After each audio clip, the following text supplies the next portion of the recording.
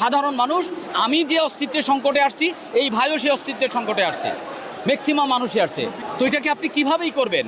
এখন আমাকে যদি কেউ ট্যাগ লাগায় তাহলে লাগাইতে পারে, আমি কি করব ভাই? আমি আসছি শিল্পী হিসাবে, আমি আসছি সাধারণ মানুষ হিসাবে। আমার একাত্মতা হলো আমি আবারও বলছি, আমি একাত্মতা ঘোষণা করছি। ছাত্ররা যে 9 দফা দিছে, গোলাপানগুলো দিছে, এটার সাথে আমি একমত। আমি বারবার পড়ছি, আমি এখানে কোনো কিছু পাই নাই। আমি এর আগে নামি নাই, আসি নাই, আজকে আমি প্রথম আসছি।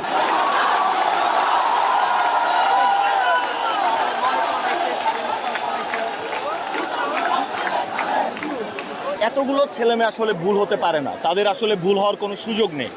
দ্বিতীয় কথা হচ্ছে, আমাদের 300 জনপ্রতিনিধি সংসদে, আমাদের মন্ত্রীরা আছে, আমলারা আছে, এত বড় বড় অফিসাররা আছে, তাদের কেউ এতটুকু সাহস করে যে বলতে পারলো না যে আমাদের ছেলেমেয়েরা রাস্তায়, আমাদের ছোট ভাই বোনেরা রাস্তায়, তারা কেন রাস্তায় থাকবে? তাদের কথাটা শুনি, কী করা হলো, তাদের উপর চালিয়ে দেওয়া